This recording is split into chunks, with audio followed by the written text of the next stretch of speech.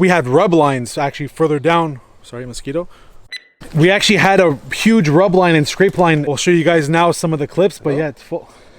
No, Mike's not home right now. Leave your name and phone number. I'll call you back.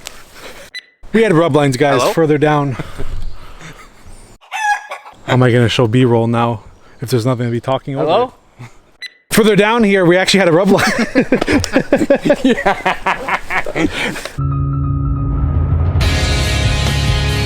Oh, forts! Nice!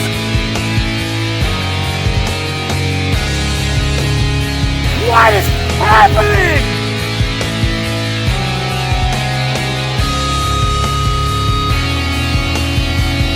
Yeah, baby! Holy son of a gun, that's a big one. You in it? All right. In it to win it. What's up, guys? Welcome back to another episode of G Outdoors. As you can see, we are outdoors. We're back at our hunting spot. And as you guys saw from the title, we're gonna basically be doing a rundown today of how and where we set up our tree stands. So right now, it's early as shit. And we're gonna go grab one of our stands and we're actually moving it. So we're gonna take you guys along, go step by step on where we decided exactly how we do it. So let's get to the spot and we'll go on to the first tip. Alrighty guys, so we made it to the spot. As you can see, the ladder stands there. Mike's up over there, getting it ready to put down. The first tip we're going to tell you guys, honestly, is find deer sign. Crazy as that sounds, you gotta find the deer. Don't just place your stand anywhere and hope that the deer pass. You gotta look for trails, scrapes, rubs. So basically the three main areas that you're gonna want to look for is food, bedding, and transition zones. If you find an area with a lot of sign, open up Google Maps. Take a look, zoom out, and see what's around you. Is it thick cover? Is it food plots not too far up ahead? Deer are all about food. Their life revolves around eating and keeping safe. That's it. This spot here, we made it, we probably put it up maybe 3 years ago, and we figured it was a transition zone. Unfortunately, the deer weren't transitioning that much, which is why we're removing it. What we're doing, we're gonna adjust and move the stand further down. Which leads us to tip number 2, and that's don't be afraid to move spots. Guys, it's easy to be lazy and just kind of hope to attract the deer, but if the deer aren't coming to you, most deer have a mission. If you've ever seen big bucks, they're cruising, they have a mission, they know where they're going to. It's rare they're just gonna stop where you are. So it's better to find the transition routes that the bucks or the does are on and basically use that to your advantage. Even moving at 50 yards can be the difference between shooting that buck and watching it go by you. One of our spots, Hilltop, we saw a bunch of deer sign on the trail cameras. We set it up, we faced it in one direction. When we hunted it the whole season, we barely saw anything. So what we did was we actually, on the same exact tree, turned the stand around, faced the opposite direction, hunted the winds going downwards, and basically saw 10 times more deer last year. If you guys are wondering when's the best time to set up a tree stand, you want to go scouting at the right time of the year. You don't want to go midsummer, find out where they are all year round. You got to find those year-end trails. There's some trails that are going to be used only spring, only fall, only winter. You want to find all year-round trails, and we find the best time of the year to get that done right after hunting season. Right after hunting season, you can't go wrong, because you know that's when you're in your prime. So once you're done hunting, put away the gun, the bow, the black powder, whatever it is, and go walk in your woods. Do the turn of the land so you understand how the deer are moving. You can even go in spring. Definitely. The spring still is going to have the tap down trails from fall if you don't get a lot of snow either. Plus you won't get attacked by bugs. That's major in summer. Major. And the foliage isn't up yet, so you could actually see, if you hang the stand, you could cut shooting lanes and you won't have to overcut, because that's the last thing you guys want to do is overcut. Picture the woods as the deer's living room. If someone takes a couch from your living room, you're going to notice that pretty quickly. 100%. That's the deer's wood, so don't overcut. Another tip, guys, is don't be too intrusive when deciding on a placement for your stand. The last thing you want to do is wake up at 4 a.m., shower, scent yourself down completely, only to basically jump every single deer you have in the woods because you walked in 100 yards too much. Always be mindful of when you're walking in. A trail cam is great to see when the deer are passing. Is it a morning spot, an afternoon spot? And the last thing you want to do is be intrusive. It's better to hang back an extra 50 yards than risk bumping them if they're in their bedding areas or if they're coming in from feeding. Another great tip, guys, that we've learned over the years, you want to be as quiet as possible. You don't want to be hearing in the morning getting in your stand. The shakes of the metal definitely will spook the deer. A bit of duct tape. We change ours every couple of years. That's why you see some stuff. We do all the little fittings of our tree stand. It's simple, just wrap it. Literally grab your duct tape, get yourself a little piece, and all you want to do is go around it like that, and you could get in your stand and shoot that buck an hour later. You never know. As you could see, I did them all. Listen, you don't hear nothing. All right, so I'm up in the tree here. Doesn't look like it, but behind me you see an opening. Obviously it looks like a jungle right now, but we chose this spot for multiple reasons. Not too far away from us, we have a huge amount of cornfields, about like 100 yards to one side. On the other side of me, we have other cornfields, and this is a big strip of woods that comes down. We know there's a giant trail that comes out of there, and we also have another big run that goes right into there. You have all the food, the cover, so we're like in a transition area where the deer go from bed to feed. For us, we've put cameras not too far from here, and slowly we're narrowing down closer to get closer to the deer without spooking them, and I think we're gonna have some good luck at this spot. I could shoot you from where you're at standing. Look, I can't shoot you now. Keep going. You can wait left or right. That's right. There you have a big shooting lane. Where you are right now, you could shoot all here. There's a deer trail right here. Well, yeah, that's where the corner is. That's where they're gonna come out from. A great thing to have is a friend, a family member, anybody you could get out with you, so you don't have to go up and down the stand 40 times to cut shooting lanes. Somebody could stay in the stand and say, okay, you know what? There's a big trail there. You have a big tree blocking or you have brush. Don't forget, don't cut too much. For all you bow hunters out there, if ever you're hunting alone or you're self-filming like us, I've noticed over the years, it's hard to get the rangefinder out, move the camera with one arm, grab the bow or the crossbow, get locked in, and you know, those bucks, they don't give you time. They're moving quickly, so a great help, especially when you're hunting, you have open woods. You know, you could either buy a spray paint and you mark the trees after 30 yards, you do like one line 30 yards, at 40 yards you do 2 lines, so it's just that you have 2 or 3 references. It's a great indicator. You know, you could put a little stake in the ground, you could put a little red ribbon on the tree, just something as a quick reference. That's a great tip we've tried over the years, so slowly we're gonna do it at this spot also. So you see here, I'm at the base of the tree stand. If you have brush behind you, try to leave it there. Like here, you could see it's really bushy. All the trees you see on the side here, they were actually in front of the tree stand, and I broke the branches and I put it up all behind me because you want your silhouette to be blocked, and you see all that canopy behind you. Even when the leaves fall, it's still gonna hold the branches. It's still gonna cut out your main silhouette. Another little thing, we put a chain with a lock.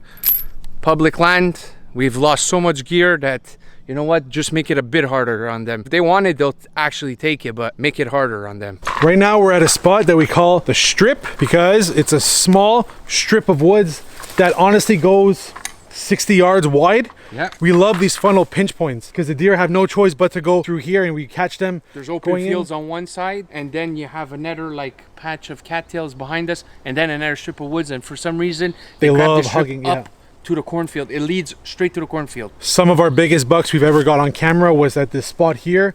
We have the stand, I don't know if you guys could see it, right up there.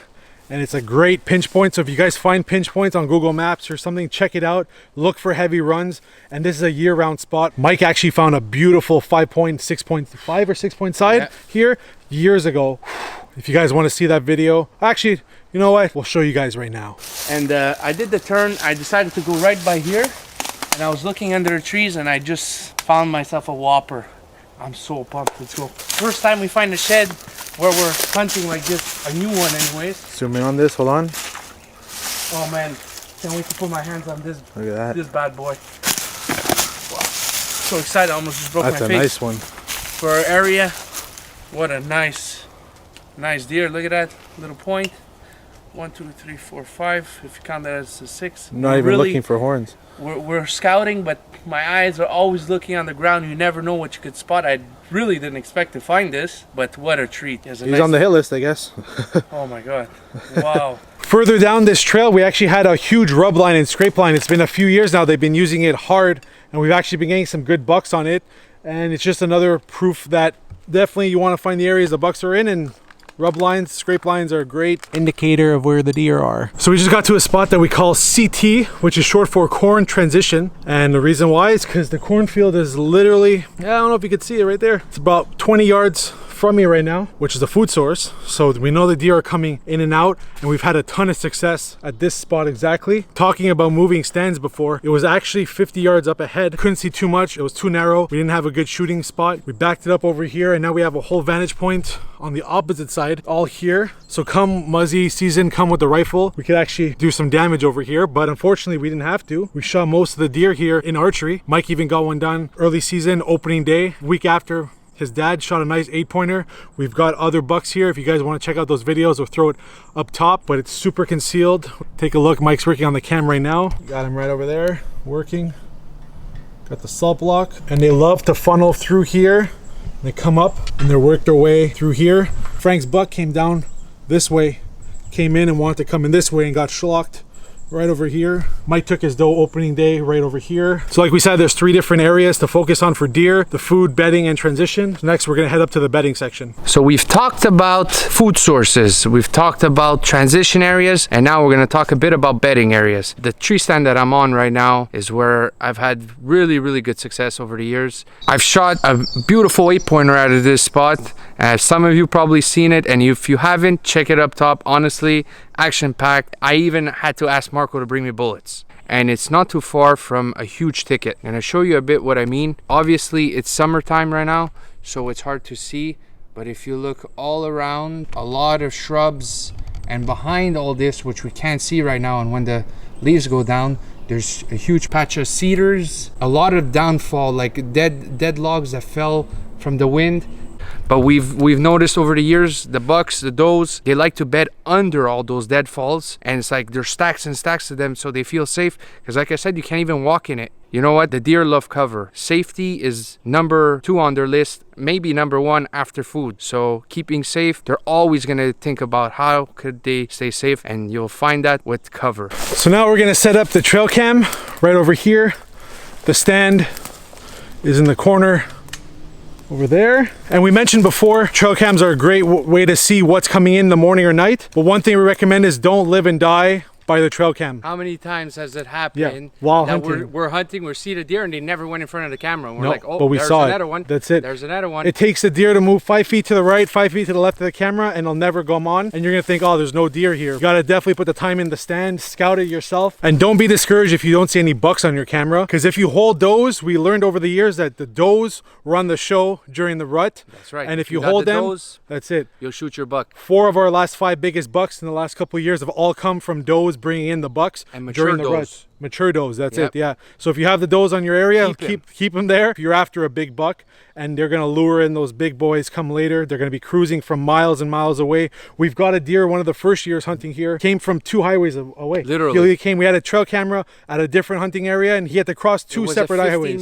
Like a 10-15 minute drive by car, and he crossed 2 highways. Major highways, it was 4 nuts. lanes. To find those does. So if you have the does in your area, that's a great sign, and you have a better chance of getting the big bucks. Alrighty folks, so the stand is hung. You guys definitely got to stay tuned to see if we actually hunt from this stand. You never know, a big buck might come down right here. And let us know if you guys have any other tips for your ladder stands, throw them down below. We're honestly not experts, but we've come a long way from the first year's hunting here. I remember our first year, we just wanted to see one deer. Hoping to see a deer. If it was brown, it was going down, and it was so hard. It took the last weekend of the muzzy season to actually see a deer. Yeah. So now we're actually fortunate Times enough. have changed. That's it. Now we're actually passing up deer, which we're very fortunate for. There's still not a lot of deer, but we're trying to pass up the younger ones, get some bigger ones down, grow. More meat on the bodies, more meat in the freezer. But we're gonna have to see what's gonna happen this year. We're pretty excited. It's in a couple months already, if you could believe it. I don't know when you guys are gonna be seeing this video, but it's gonna be coming up soon, so you guys gotta stay tuned. You guys gotta like, subscribe, and be sure to catch us on the next deer hunt. Hopefully you guys have luck on your opening season, and let us know down below if you guys have any more tips for us that we forgot or didn't mention. We'll see you guys soon. See you next week. Ciao.